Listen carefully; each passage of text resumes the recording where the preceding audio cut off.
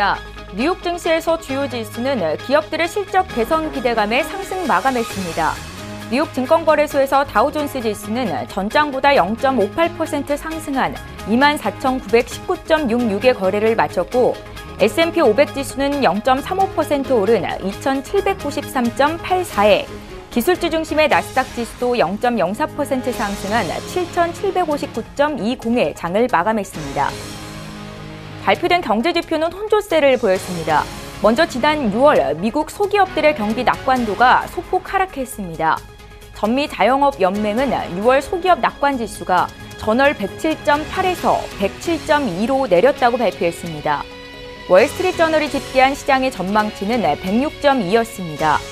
지난 5월 소기업 낙관지수는 45년 전 집계가 시작된 이후 두 번째로 높은 수치였습니다.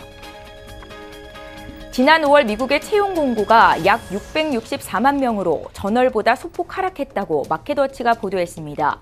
미 노동부에 따르면 5월 채용 공고는 전월 684만 명보다 줄어든 664만 명을 기록했다고 발표했습니다.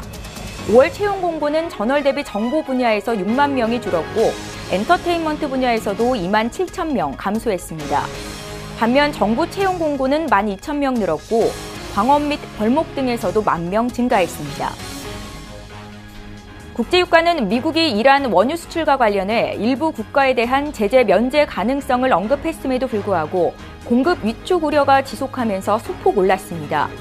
뉴욕 상업거래소에서 8월물 서부 텍사스산 원유 가격은 배럴당 0.4% 상승한 74달러 11센트에 장을 마쳤습니다.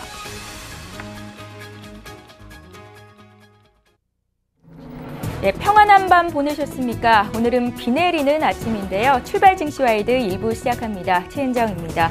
어제 국내 증시가 동반 상승세를 보였습니다. 코스피 지수가 사흘 연속 오름세를 보이고 있는데요. 다만 2,300포인트를 아직은 회복을 하지 못하고 있는 상황입니다. 투자 심리가 완전히 회복됐다라고 보기에는 어려운 상황이 지속되고 있는데요. 오늘 우리 시각으로 새벽에 마감한 미국 뉴욕 증시는 상대 지수 모두 일제히 올랐습니다. 기업들의 실적에 대한 기대감이 반영이 된 건데 다만 지금 현재 다우존스와 나스닥 선물 시장이 하락세를 보이고 있습니다. 소식을 좀 보니까요. 미국이 2천억 달러 규모의 중국 수입품의 추가 관세를 준비하고 있다라는 뉴스가 있습니다. 오늘 우리 시장에 다소 부정적인 영향이 있을 것도 같은데요. 증시에 영향을 미칠 주요 이슈 분석 보여드리도록 하겠습니다. 자, 오늘 글로벌 시시각각 시간에는요. 어제 현대 기아차와 중국의 최대 인터넷 기업인 바이두가 전략적인 협업을 맺었다는 소식이 전해졌는데 이 관련 테마주에 대한 투자 의견 들을 거고요. 신흥국 경기를 대표하는 중국이 어제 주요 경기 지표를 발표했습니다. 중국 경기 앞으로의 흐름 어떨지 짚겠습니다. 또 이어진 라이브 이슈타임 시간에는요. 국민연금이 스튜어드십 코드를 7월 말에 시행하겠다고 공식화했는데 시장의 영향 어떨지 볼 거고요. 또 최근 엔터주의 몸값이 상승하고 있습니다. 지금 시점에서 투자 전략 어떻게 가져가면 좋을지 전문가의 의견 듣겠습니다. 자, 오늘 7월 11일 수요일이고요. 출중 일부 시간 지금 본격적으로 시작합니다.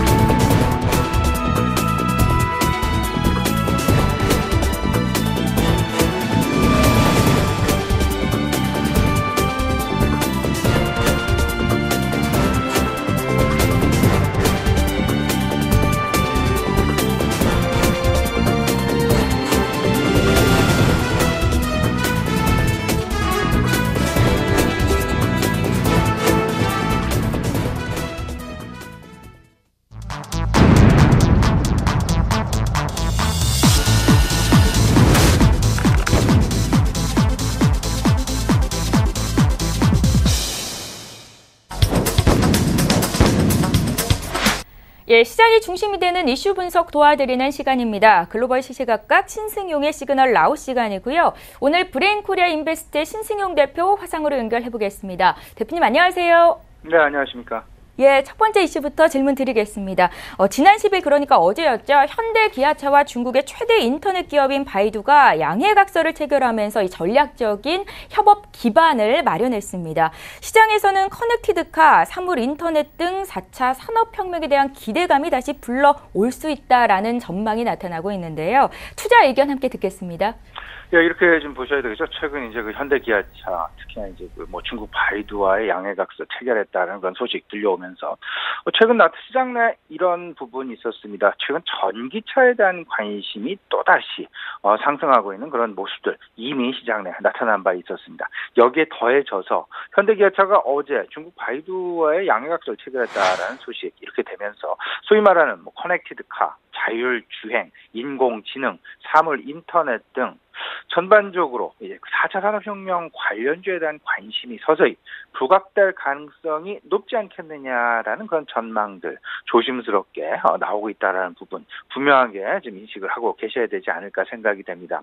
물론 지금 현재 시장의 어떤 그 특징, 흐름 크게 이제 세 가지 정도로 구분할 수 있지 않을까 생각이 되는데요. 첫 번째는 그 2분기 실적 시즌이 시작이 되면서 실적과 관련된 업종군들, 실적 개선주들에 대한 주가 모멘텀의 어떤 그 시장 내에서의 반응들, 그리고 금리 인상기에 나타나고 있는 전반적인 가치주에 대한 관심 증대 부분, 그리고 또 한 가지 외국인들의 수급이 최근 조금 좀 불안한 양상들이 계속 나타나고 있죠. 하지만 어제 같은 경우 한 350억 가량 외국인의 순매수 나타나긴 했었습니다만은 그래도 여전히 외국인들의 수급이 다소간 조금 좀 미진한, 부진한 그런 모습들이 나타나고 있는데 여기에 IT 업종의 대표주라고 할 수 있는 삼성전자와 LG전자의 잠정 실적 발표, 물론 시장의 기대치에 조금 미치지 못했지만 그래도 3분기에 대한 기대감이 서서히 확보가 되면서 바닥권을 만들어가고 있다. 바닥 확인을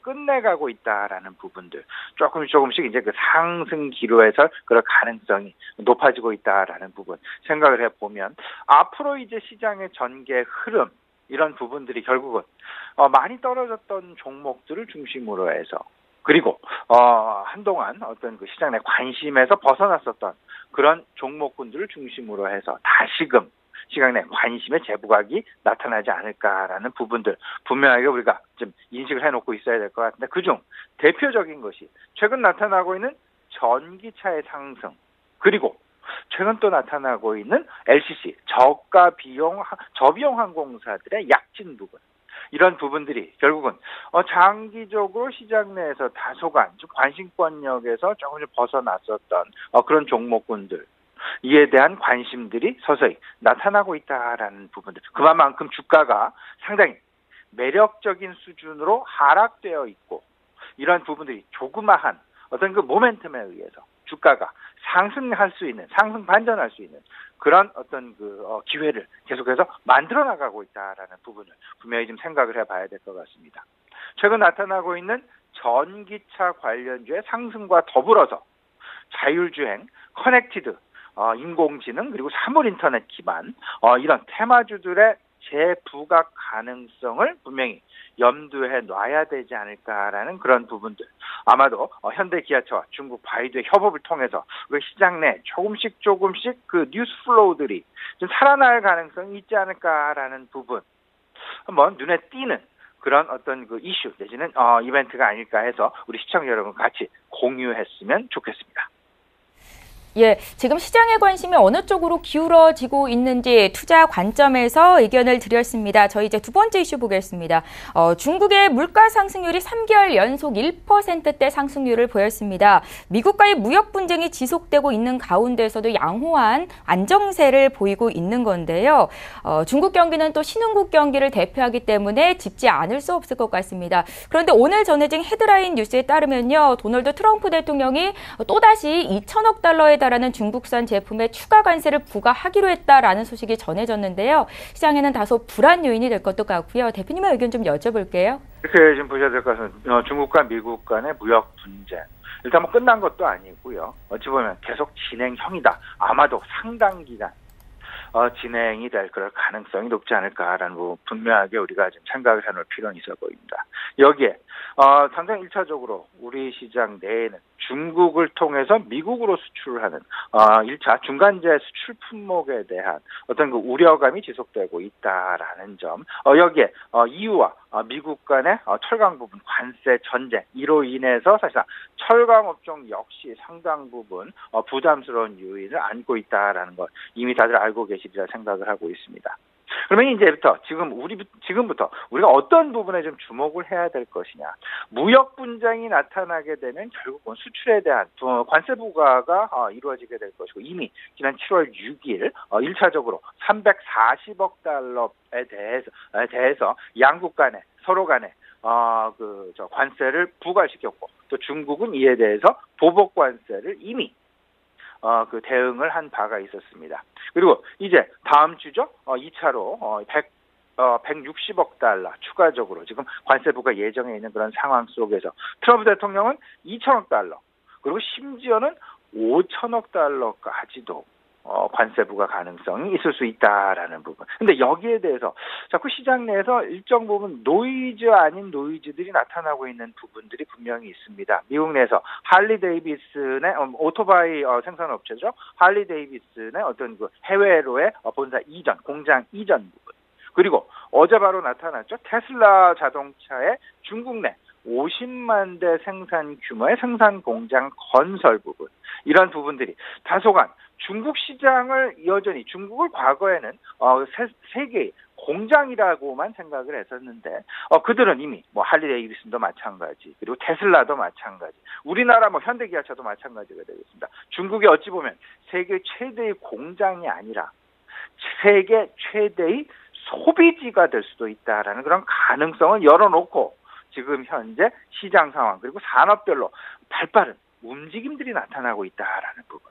그렇기 때문에 우리가 주목해야 될 지표들 특히나 이번 주에 상당 부분 집중이 되어 있는 것 같습니다. 수출이 줄어들 가능성이 있다라는 것은 결국은 물가의 변화 그리고 어떤 그 중국의 수출입 지표가 이번 주 금요일 지금 발표 예정에 있죠.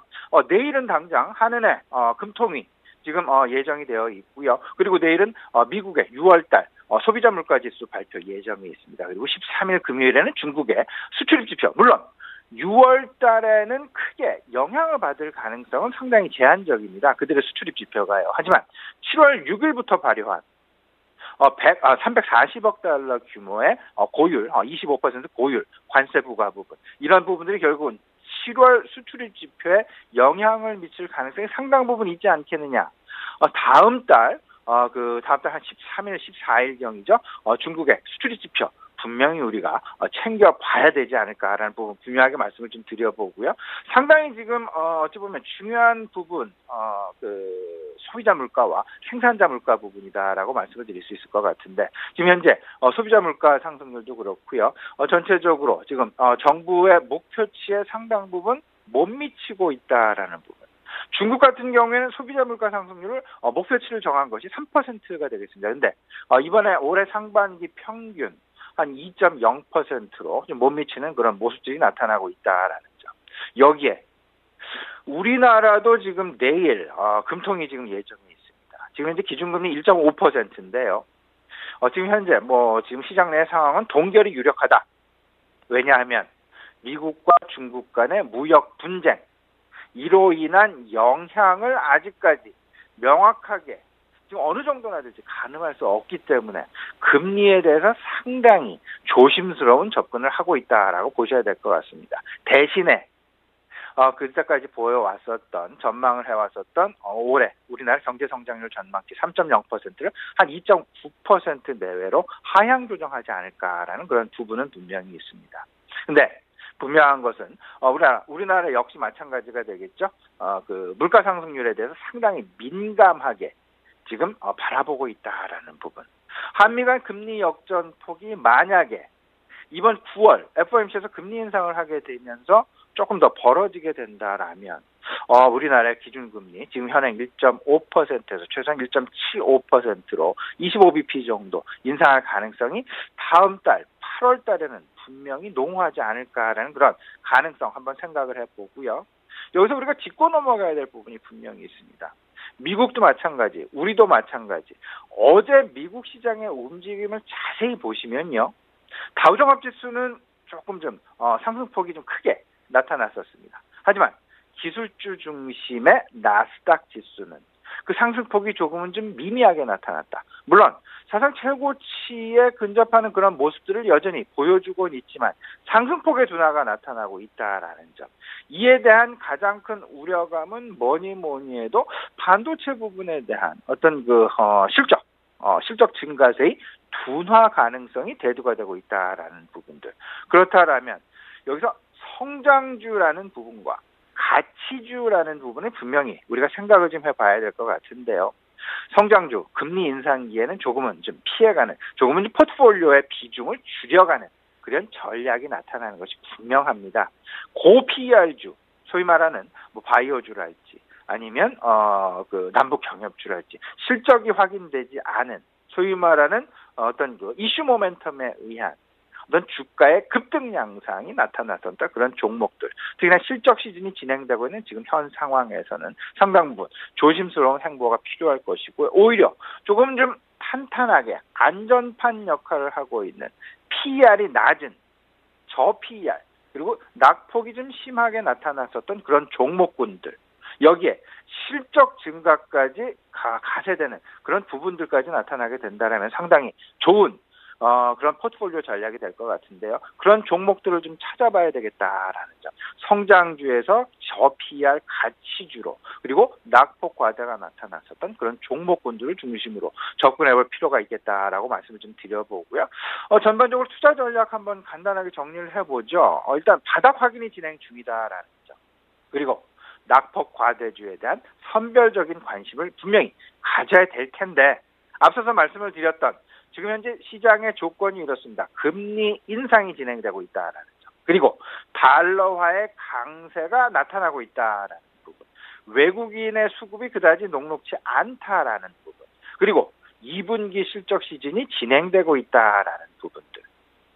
이 부분들을 좀 생각을 해보면 결국은 낙폭 과대주, 그리고 저PER, 그리고 실적 개선이 나타나는 업종군들, 그 대표적으로 지금 하방 경시성을 확보하고 있는 삼성전자도 그에 대한 어떤 대체 품목이 되지 않을까라는, 대체 주식이 되지 않을까라는 그런 생각이 좀 많이 들고요. 앞서서는 말씀을 드렸죠. 자율주행이랄지, 전기자동차 관련주랄지, 커넥티드카, 사물인터넷 관련주랄지, 소위 말하는 4차 산업혁명과 관련된 관련 주식들, 상당 기간 시장 내에서 소외되었기에 어찌 보면 PER이 5배 이하로 지금 하락해 있는 그런 종목군들이 비일비재합니다. 소위 말하는 낙폭 과대, 저PER 종목군이 4차 산업혁명군, 성명 종목 등 중에 상당히 많이 있다라는 부분.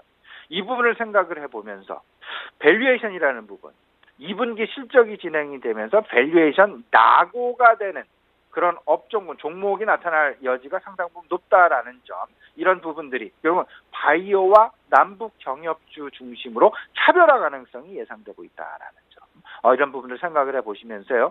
2분기 실적 개선주, 그저께 출연해서 말씀을 드렸는데요. LCC, 저비용 항공사에 대한 관심, 3분기, 특히나 2분기에도 실적이 좋았고요. 3분기 실적은 더 좋을 것이다라는 그런 기대감 부분들, 이 최근 여행, 항공업종에 작용하고 있다라는 부분 생각을 해보시고요. 또 한 가지, 금리 인상이 진행이 된다라는 점 다시 한번 강조해드립니다.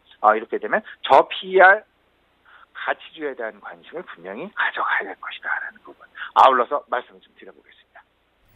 예, 투자자분들이 어떤 점에 주목하면 좋을지도 함께 의견 주셨습니다. 브레인코리아 인베스트의 신승용 대표 연결해봤습니다. 말씀 잘 들었습니다. 감사합니다.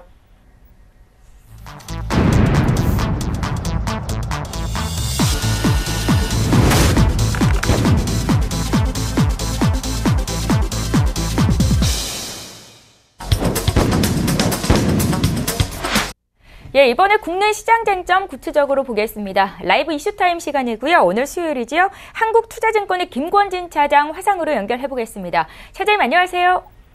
네, 안녕하십니까? 예, 오늘도 주요 이슈부터 듣고 투자 의견까지 질문을 드리겠습니다. 첫 번째 이슈인데요. 국민연금이 이르면 이달부터 의결권 행사 지침이죠. 스튜어드십 코드를 시행하기로 했습니다. 이게 투자자 입장에서는 긍정적일 것 같은데 시장 영향 어떨지 좀 먼저 봐주십시오. 네, 그렇습니다. 실제로 7월 말부터 우리가 스튜어드십 코드를 시행하겠다라고 얘기가 밝혀졌습니다.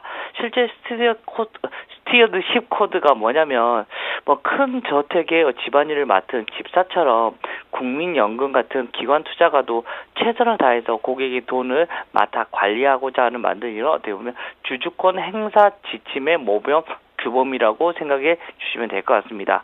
어떻게 보면 기업의 의사결정에 어떻게 보면 적극적으로 참여해서 주주의 역할, 어떻게 보면 주주 친화적인 정책을 많이 사용하게끔 이렇게 만들어준다라는 얘기를 해드리겠고요.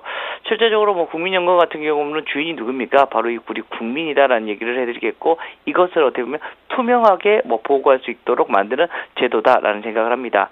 사실은 그동안은 국민연금은 무조건 어떤 제도가 나와도 그냥 거기서 찬성 이런 식으로 손만 들어주는 이런 기관이었습니다. 그런데 국민연금이 워낙 크게 지금 현재 어떻게 보면 많은 지분을 가지고 있습니다. 우리나라의 대부분의 종목, 실제적으로 한 299개 이상의 종목은 사실은 5% 이상을 가지고 있다 보니까 주요 주주다라고 생각을 해주시면 될 것 같고요. 그리고 좀 우리가 아는 이런 종목들이 대부분이 또 어떻게 보면 또 대주주로 어떻게 보면 많이 등재가 되어 있는 것도 사실이다라는 거 얘기를 해드리겠습니다. 실제적으로 국민연금이 국내 주식시장에서 어떻게 보면 의결권 등의 주주의 권한을 지금보다 훨씬 더 적극적으로 행사할 수 있기 때문에 이제는 어떻게 보면 우리의 행동하는 주주가 아마 만들어질 수 있다는 얘기를 해드리겠습니다. 실제 행동하는 주주로서의 어떻게 보면 기업의 의사결정 과정에 적극적으로 참여하면서 배당 확대나 어떻게 보면 경영의 투명성을 조금씩 더 요구하게 될 것이다라는 거 얘기를 해드리겠습니다. 실제 이러한 현상은 올 초부터 조금씩 발견이 되기 시작했는데, 기존에 어떻게 보면 1월에서 3월까지 총 625회 어떻게 보면 주총 참석을 했습니다. 그리고 2,561건이 상정이 된 이런 의결권에서 거기에 거의 20% 가까이가 넘는 이런 것에 반대표를 던지기 시작을 했다라는 거 얘기를 해드리겠어요. 즉 주주의 어떻게 보면 이익에 상충하는 조금 반대되는 것에는 좀 손을 들어주면서 의견을 정확하게 얘기를 하고 있다라는 거 얘기를 해드리겠습니다. 실제로 최근 5년간 어떻게 10% 안팎에 머물던 어떻게 보면 국민연금의 반대 의견 비율과 비교해 보면 거의 더블 이상이 지금 이미 올라와 있는 상태다라는 거 얘기를 해드리겠습니다. 물론 좀 재계 쪽에서는 조금 많은 고민을 하고 있는 것 같습니다. 야, 이거 너무 경영 간섭을 하는 거 아니냐, 이런 시비가 붙을 수 있다라는 거. 근데 이것을 좀 사전에 좀 차단을 하기 위해서 노력을 하는 것 같습니다. 실제적으로 우리가 스튜어드십 코드가 생길 때 처음에는 어떻게 보면 사의사와 감사 추천, 그리고 주주 대표 소송이나 경영진 면담 등 주주의 이익을 무시하는 기업에 대해서 어떻게 보면 중점 관리라고 손해배상 소송 같은 여러 가지 이런 이슈들이 많이 생겼었습니다. 그런데 이런 방안을 다 해버리면 기업 간에 어떻게 보면 조금 그런 시비에 어떻게 보면 휩싸일 수가 있어서 사실 이번에는 좀 이것까지는 좀 제외해주는 모습이 나타났다라는 거 얘기를 해드릴 수가 있을 것 같고요. 그렇지만 부당한 행사나 이런 이슈들이 좀 생길 것 같아서 조금 어떻게 보면 견제 차원은 계속해서 유지가 될 것 같다라는 거 얘기를 해드리겠고요.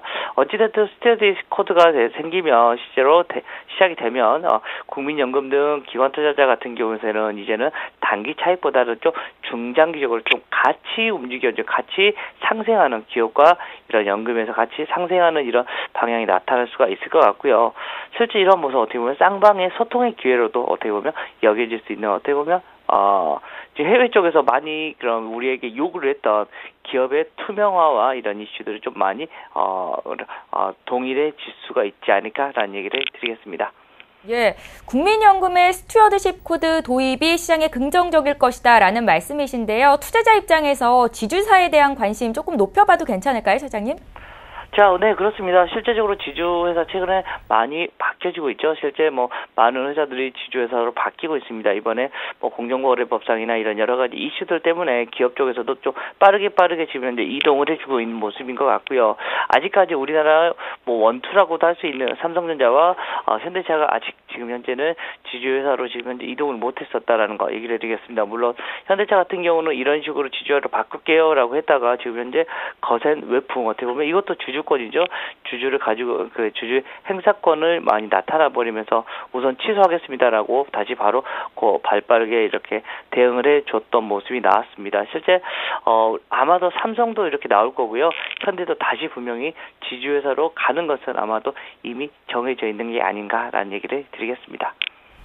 예, 시청자분들이 알아두면 좋을 이슈들을 선별해서 전문가의 의견을 전해드리고 있습니다. 이제 두 번째 이슈로 넘어가 볼게요. 최근에 이 엔터주들의 상승세가 돋보이고 있습니다. 특히 3대 기획사죠. SM, YG엔터테인먼트, 또 JYP엔터에 대한 시장의 관심이 굉장히 높은데요. 제가 좀 살펴보니까 유튜브를 통해서 트와이스나 또 걸그룹 블랙핑크 유튜브 조회수가 거의 뭐 상상을 초월할 정도이더라고요. 유튜브를 적극 활용하면서 또 매출을 올리고 있다라는 소식이던데 지금 시점에서 이 같은 종목들을 사도 되는 투자 의견도 함께 여쭤볼게요. 네, 그렇습니다. 실제적으로 어떻게 보면 이번에 또 이제 트와이스가 새롭게 또 이렇게 앨범 발표가 됐습니다. 그러면서 바로 실시간 차트 거의 1위를 거의 휩쓸어버리는 모습이 나타나고 있다는 거 얘기를 해드리겠습니다. 한동안 어떻게 보면 YG 엔터테인먼트에 어떻게 보면 블랙핑크가 생각보다 정말 좀 의외였습니다. 이 정도까지는 아닐 거라고 생각했었는데 생각보다 지금 현재 빠르게 어떻게 보면 차트를 휩쓸어 나갔었다라는 거 얘기를 해드리겠고요. 유튜브 같은 게 뭐가 좋냐면 실제로 돈이 추가적으로 들어가는 게 없다는 겁니다. 실제로 어떻게 보면 유튜브 같은 경우 돈이 수익 배분이 어떻게 되냐면 얼마나 많이 누군가가 클릭을 해주느냐에 따라서 유튜브 같은 경우는 돈을 받게 된다라는 거 얘기를 해드리겠고요. 어떻게 보면 플러스 알파 어떻게 보면 사이즈 P를 어떻게 도는 거다라고 판단을 해주시면 될 것 같고요. 하나의 어떻게 보면 큰 수익이 잡힐 수 있는 이런 이슈가 나타나고 있다라는 걸 얘기를 해드리겠습니다. 또 어떻게 보면 최근에 뭐 무역 분쟁이나 여러 가지 이슈들이 어떻게 보면 국내를 지금 현재 장악하고 있습니다. 그런데 이것을 없이도 어떻게 보면 유튜브는 뭐 상관없이 계속해서 수익화가 될 수가 있기 때문이다라는 거 얘기를 해드릴 수 있을 것 같고요. 실제로 뭐 3대 엔터주 시총이 어떻게 보면 중국의 한알령과 주요 아티스트의 뭐 군입대회 같은 경우로 지금 현재 좀 박스권이었습니다. 근데 최근 들어서 이 박스권 탈출을 할 수 있는 게 바로 이 유튜브의 어떻게 보면 하나의 이슈였다라는 얘기를 해드리겠습니다. 실제 뭐 유튜브 측과 어떻게 보면 콘텐츠 제공사가 광고 수익 같은 경우 나눠 가질 수 있는 구조를 갖기 때문에 수익성이 매우 높다라는 얘기를 해드리겠고요. 뭐 JYP 같은 경우도 어떻게 보면 트와이스를 필두로 해서 3배 이상 지금 현재 수직 상승했고 YG 엔터테인먼트 같은 경우도 최근에 뭐 블랙핑크에 대한 이런 이슈들이 상당히 크게 나타나고 있다라는 거 얘기를 해드리겠고요. 뭐 실제 아직 뭐 상장은 되지 않았지만 빅히트 같은 경우도 방탄소년단에 대한 이런 이슈들이 계속해서 나오면서 거기에 투자만 됐다라고만 얘기가 나오더라도 주가가 계속해서 오히려 급턴을 해주는 모습이 나오는 것 같고요. 실제적으로 이제 하반기 그리고 이제 이런 이슈로 조금씩 넘어갈수록 어떤 행사가 많아지냐면 우리 엔터 3사가 가장 그 중요시 생각하는 콘서트 시즌이 돌아온다라는 거 얘기를 해드리겠고 이렇게 되면 당연히 숫자는 더 위로 올라갈 수 있는 거리가 마련이 된다라는 거 얘기를 해드리겠습니다. 단기적으로는 어찌됐든 또 새롭게 컴백을 한 어떻게 보면 JYP 엔터에 어떻게 보면 트와이스에 대한 이슈가 좀 많이 나올 수 있을 것 같고요. 또 이외에도 뭐 갓세븐이나 데이식스 그리고 스트레이키즈 같은 이런 대부분의 아티스트들이 3분기에 어떻게 보면 JYP는 이제 집중적으로 컴백을 한다라는 거 얘기를 해드리겠습니다. 이렇게 되면 JYP에 대한 이런 이슈는 계속해서 나타날 수가 있다. 즉 단기적으로는 좀 JYP 엔터테인먼트가 좀 관심을 여러분들이 가지셔야 될 것 같고요. 좀 중기적으로 본다면 사업을 많이 다각화시켜 놓은 SM 같은 경우는 좀 안정적인 수익이 계속해서 나타날 수 있지 않을까라는 얘기를 해드리겠습니다. 실제로 뭐 동방신기 같은 경우도 상당히 크게 지금 현재 일본에서 지금 현재 콘서트 같은 경우를 하고 있는데 상당히 크게 아마 이슈가 될 수가 있을 것 같다라는 얘기를 해드리겠고요. 뭐 유튜브가 새로운 어떻게 보면 먹거리가 되면서 숫자는 더 좋아질 수 있을 것 같다라는 얘기를 드리겠습니다.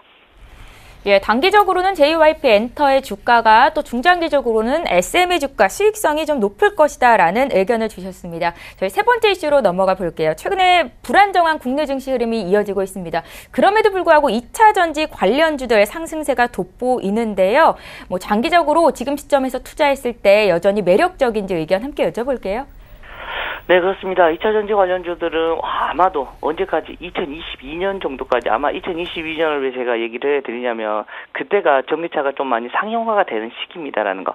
그 전까지는 2차 전지 관련된 주식들은 여러분들이 계속해서 관심 종목에 꼭 넣어놓으시고 주가가 조정이 받으면 사놓으시고 이런 식으로 계속해서 여러분들이 수익성을 아마 계속해서 나타내 주시면 될 것 같다라는 거 얘기를 해드리겠습니다.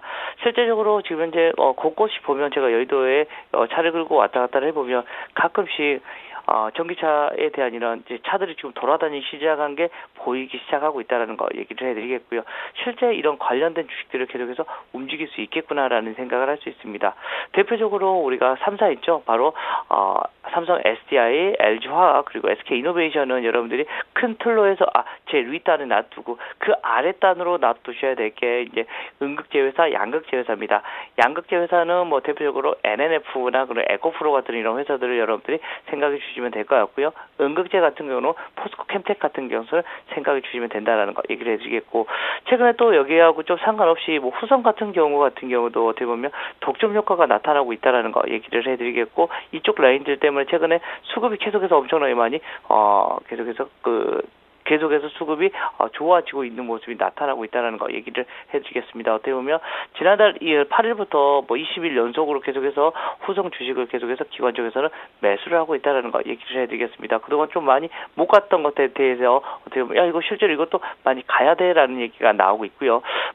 다른 주식으로 대주전자재료 같은 경우도 지금 현재 외국인하고 기관들이 좀 자금 좀 많이 몰리면서 주가가 많이 올라오는 모습이 나오고 있다는 거 얘기를 해드리겠고요.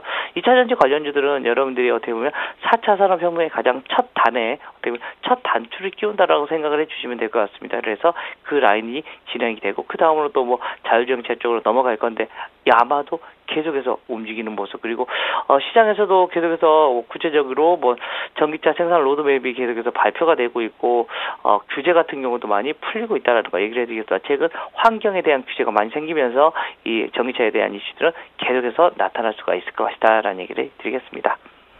예, 2020년 전기차가 상용화되는 시점까지 전기차 섹터는 시장의 관심을 지속적으로 받을 것이다라는 의견이셨습니다.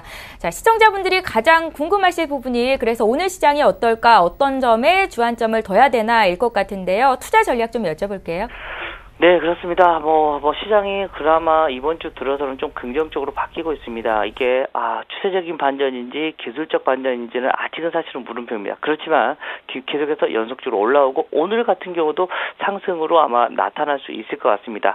가장 여러분들이 먼저 보셔야 될 거는 환율의 흐름입니다. 원화가 강세가 나오는지 약세가 나오는지 여러분들이 먼저 판단을 해주시면 좋을 것 같고요. 실제적으로 실적 발표 시즌이다 보니까 이제 실적이 어디로 쪽으로 많이 쏠리는지에 대한 이런 모습을 가져주시면 좋을 것 같습니다. 대표적으로 반도체나 소재 그리고 호텔 레저 그리고 유통 쪽에 많이 관심을 가져주시면 좋을 것 같고요.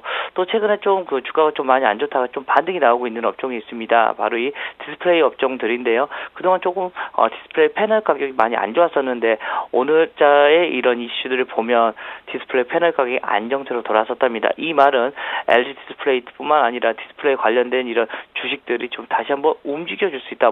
테라세미콘이나 AP 시스템, SFA 같은 이런 종목들이 다시 한번 움직여줄 수 있다라는 거 여러분들 좀 기억을 해주시면 좋을 것 같고요. 오늘 같은 경우는 좀 많이 관심을 가져보자라는 얘기를 드리겠습니다. 예, 경제 이슈 분석하고 투자 조언까지 들어봤습니다. 한국투자증권의 김권진 차장과 함께했습니다. 고맙습니다. 네, 감사합니다.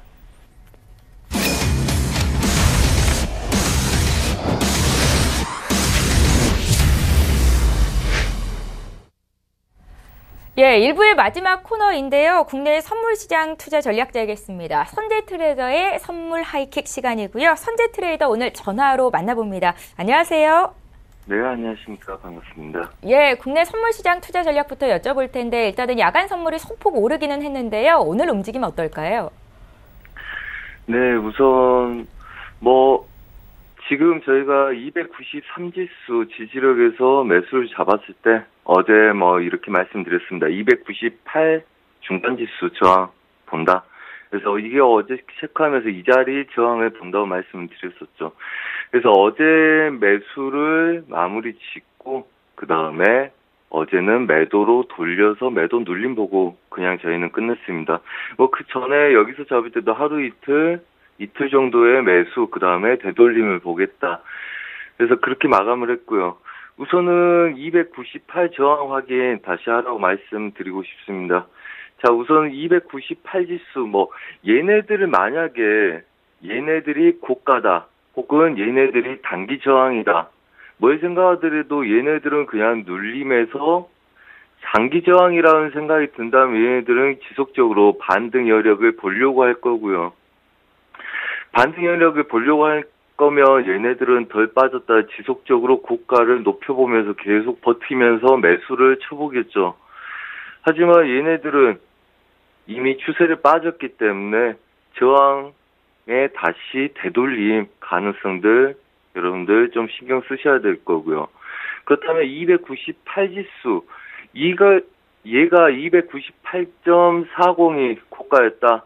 그렇다면 얘네들은 추가적인 고가를 높이다가 빠지던지 아니면 아예 가지 못하고 빠지겠죠.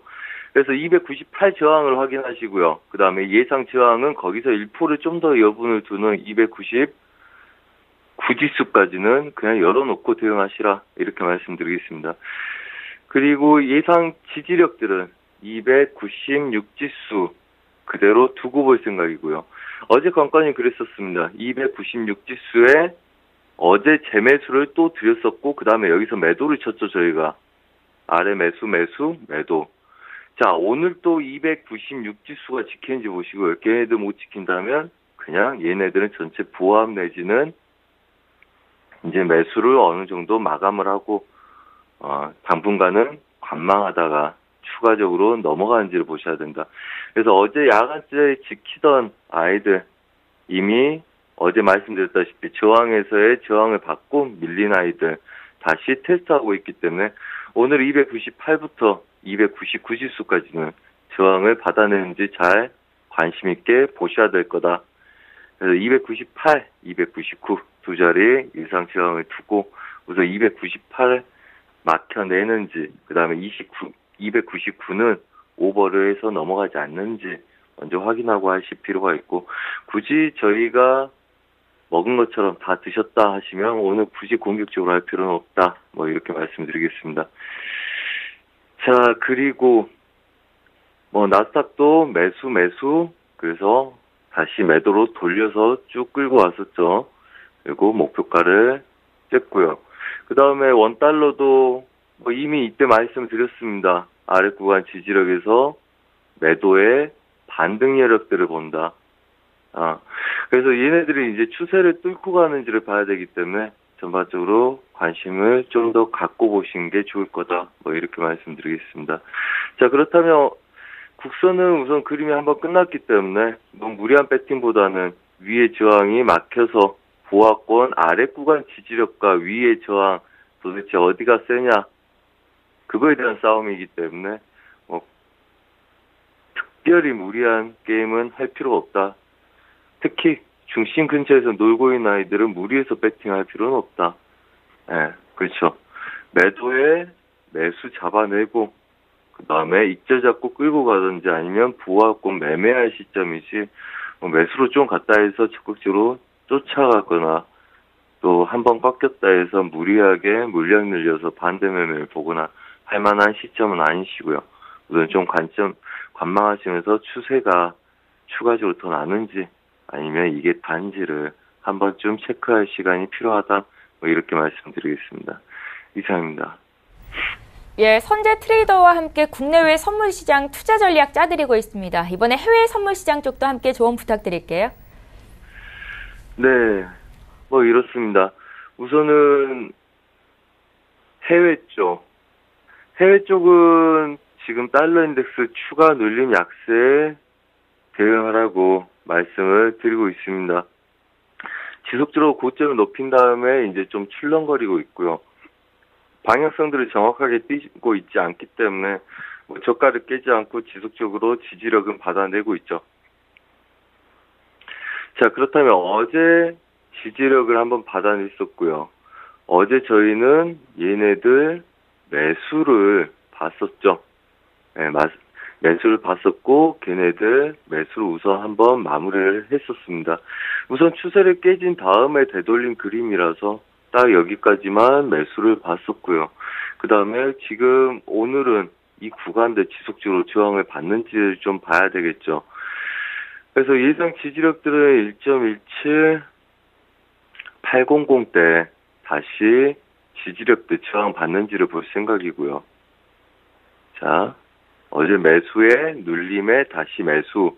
근데 어제 재매수 잡았던 구간까지 또 왔습니다. 이 자리에 다시 지지력 오늘 받아내는지 중요하게 봐야 될 거고요. 그 다음에 얘를 만약에 뚫게 된다면 수렴의 상단부 다시 확인하는 전략까지를 예상 저항으로 두고 볼 거다. 단지 중간 자리 1.18, 000 때는 좀 한 번쯤 체크하셔야 되겠죠. 그래서 얘네들 아래 구간 지지력에 수렴 상단부를 뚫을 수 있는지 여부를 두고 본다. 그래서 여전히 보합고 매매 대응이기 때문에 좀 공격적인 매매보다는 좀 보수적인 매매를 하시라 말씀드리겠습니다. 자, 그 다음에 크루드오일입니다. 자, 크루드오일 어제 매수로 74점 잠시만요. 자, 크루드오일입니다. 크루드오일은 어제 매수로 한번 드리고 매도를 돌려드렸습니다. 매수를 74.65까지 목표로 어제 드렸고요. 재매수도 아래 구간에서 다시 잡아서 또 한 번 드렸었습니다. 그래서 초보분들은 여기서 올청하고 끝내라고 말씀드렸고 이 자리는 관망이나 아니면 10개 손절 잡고 매도 치시라고 말씀드렸습니다. 그리고 걔네들은 73.60대를 찍을 거다. 그래서 정확하게 73.65까지 목표를 드렸습니다. 그리고 65에서 다시 또 매수 드렸죠. 자, 지속적인 매도에 어제 완벽하게 드렸고요. 그 다음에 지표 전에 74달러 부근에서 머무를 거다 말씀드렸습니다. 자, 그렇다면 오늘 74달러 부근에 놓일 가능성이 높고요. 이제부터는 윗구간 저항에 아랫구간 지지력에 혼조세 예상하시는 게 좋을 거다. 이렇게 말씀드리겠습니다. 그렇다면 얘네들을 벗어나더라도 방향성 잘 못 볼 거고요. 그래서 지표를 이 구간에서 기다렸다가 배팅이 들어갈 거다. 이렇게 생각하시면 큰 무리 없을 거다. 이렇게 말씀드리겠습니다.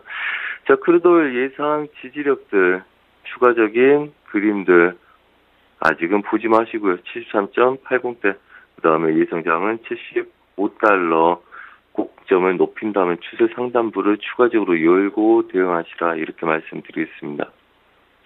그래서 채널의 가능성이 있기 때문에 아래 구간도 오늘 잘 지지되는지 보시고요. 그 다음 윗 구간이 뚫린다면 75달러까지는 우선 다시 여시라. 이렇게 말씀드리겠습니다. 자, 그 다음에 골드입니다. 자, 골드도 위아래 구간들 굉장히 이쁘게 놀았었습니다. 어제 말씀드렸다시피 아래 구간 눌림에서의 바로 배팅이 들어가지 않고 눌림들을 줬었기 때문에 얘네들 골드 매수로 해서 홀딩 중에 있습니다. 자, 우선은 1251.0 최대 부합 구간 하단부를 그대로 열 생각이고요. 그 다음에 윗 구간은 1263.0 1263달러를 다시 열고 대응을 할 생각이다. 그래서 아래 구간들 지지가 되고 다시 이 구간까지 매수 추가 배팅을 보겠다는 이야기겠죠. 자, 그래서 다시 눌린 애들은 아래 구간 지지력들 잘 확보하는지를 보시라. 그리고 다시 1263달러를 향해서 눌린 매수 위주로 열 생각이기 때문에 아래 구간들 잘 지켜주는지 오늘은 걔네들만 배수진을 잘 치시고 추가적인 매수 배팅을 보시라. 이렇게 말씀드리겠습니다. 자, 월요일 화요일 날 엄청난 수익이 났었습니다. 저도 엄청난 수익을 냈었고 충분하게 수익이 나신 분들은 무리한 배팅보다는 좀 더 수익을 지키는 배팅들 하시고요. 그 다음에 수익들 많이 내시고 리스크 관리 잘 하시기 바랍니다. 이상입니다. 예, 오늘도 함께 투자하시는 분들 위해서 조언 잘 들어봤고요. 지금까지 선재 트레이더와 함께했습니다. 내일 이 시간에 또 뵙겠습니다. 고맙습니다. 네, 감사합니다. 예, 출발 증시와이드 1부 여기서 마칩니다. 저희 잠시 뒤 2부 시간에는요, 두 분의 전문가와 함께 추천주를 공개해드리는 시간 가질 건데요. 오늘은 박동현 본부장, 정의준 팀장 이렇게 두 분과 함께 하겠습니다. 2부 시간으로 오겠습니다. 고맙습니다.